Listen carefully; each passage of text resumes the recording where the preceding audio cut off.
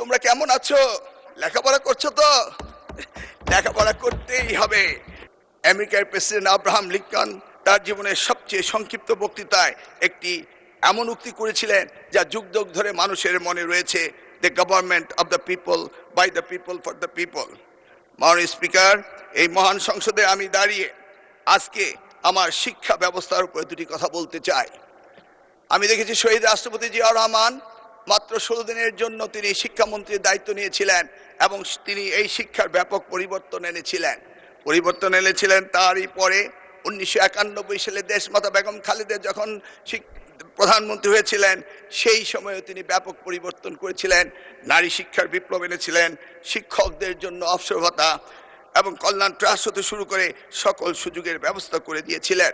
মাননীয় স্পিকার, আজকের এই প্রেক্ষাপটে আজকে আমাদের প্রধানমন্ত্রী তিনি নতুন ঘোষণা দিয়েছেন, one teacher one tab, free wifi, multimedia classroom হতে শুরু করে বিনামূল্যে স্কুলের ড্রেস এবং স্নাতক পর্যন্ত মেয়েদের উপবৃত্তির ব্যবস্থা, শিক্ষা খাতে মৌলিক বৈষম্য নিরসন এবং প্রাথমিক শিক্ষায় mid day meal, learning youth happiness হতে শুরু করে অসংখ্য, আমার এই স্বল্প সময়ে তা অসম্ভব নয় বলে আমি আর বাড়াচ্ছি না। মাননীয় স্পিকার, তিনি মাধ্যমিক স্তরও এই ধরনের অনেক সুযোগ সৃষ্টি করেছেন, এমনকি তিনি টার্সিয়ারি লেভেলের এডুকেশনও অনেক সুযোগ সৃষ্টি করেছেন, যেটা করেছিল 1992 সালে প্রাইভেট ইউনিভার্সিটি অ্যাক্ট করে বেগম খালেদা জিয়া এবং ন্যাশনাল ইউনিভার্সিটি অ্যাক্ট করে এই দেশে বেসরকারি খাতে শিক্ষার ব্যাপক পরিবর্তন এনেছিলেন মাননীয় প্রধানমন্ত্রী।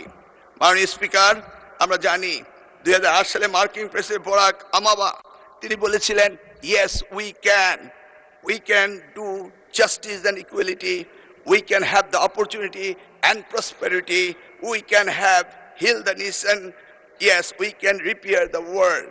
ঠিক যেমনি ভাবে আজকের প্রধানমন্ত্রী 25শে ডিসেম্বর যখন বাংলাদেশের মাটিতে এসেছিলেন তখন তিনি বলেছিলেন, yes, we have a plan, yes, we have a plan.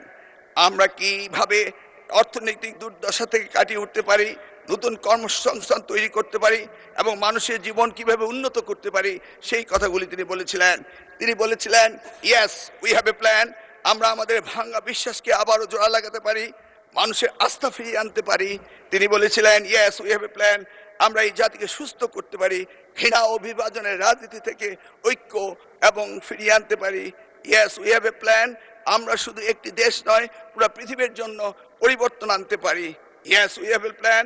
তার জন্য পুরনো বস্ত্রপ্রথা রাজনীতি থেকে বেরিয়ে আসতে হবে, ক্ষমতায় থেকে টেনে ফেলার রাজনীতি বাদ দিতে হবে, সমৃদ্ধ বাংলাদেশের পথে ঐক্যবদ্ধভাবে এগিয়ে নিতে হবে। মিস্টার স্পিকার, আমি সংক্ষেপে একটা কথা বলতে চাই। আজকের দিনে কিছু কিছু পাপের কথা উঠলেই কোথাও কোথাও বিশেষ প্রতিক্রিয়া দেখা দেয়। আমরা দেখেছি কারো কারো শরীরে জ্বালা ধরে, কিন্তু কেউ কেউ শুনতে না চাইলো। আমরা কি পাপের কথা ভুলে যাব? চাইলে কি সব ভুলে যায়? মিস্টার স্পিকার, আমরা সবাই জানি কিছু পাপ আছে যার কোনো ক্ষমা হয় না, যদিও না ক্ষতিগ্রস্তরা সেই ক্ষমা না করে দেন যেটা আমাদের পবিত্র কোরআন শরীফে রয়েছে। আমরা বাস্তবতায় অনেক সময় অনেক কিছু মেনে নেই, উপেক্ষা করি, হজম করি এবং কম্প্রোমাইজ করি, কিন্তু তাই বলে পাপ কি কখনো মুছে যায়? উত্তর একটাই, পাপ কখনো মুছে যায় না। সত্যটা হলো এই জাতির ইতিহাসে সবচেয়ে বড় পাপের ঘটনাটি ঘটেছিল 1971 সালে। 54 বছর পরও জাতি তা ভুলে যায়নি। তার প্রমাণ 2026 সালের 12 ফেব্রুয়ারি আজকের এই মহান সংসদে আমরা এসেছি। সুতরাং এই পাপের কথা আমরা ভুলে যাব না, বরং প্রজন্ম থেকে প্রজন্ম আমরা এই পাপের কথা বলেই যাব। মাননীয় স্পিকার, মিস্টার স্পিকার, পরিস্থিতি আমি যা বলে শেষ করব তা সারা দেশের আমার অতি আদরের সোনামণিদের জন্য বলবো, তাদের উদ্দেশ্যে বলবো, এই তোমরা কেমন আছো? লেখাপড়া করছো তো? লেখাপড়া করতেই হবে। নকল, প্রস্তফা, জালিয়াতি কোনো কিছুই আর চলবে না। মিস্টার স্পিকার, আপনাকে ধন্যবাদ। আমি সময়ের মধ্যে শেষ করতে পেরেছি। আল্লাহ হাফেজ।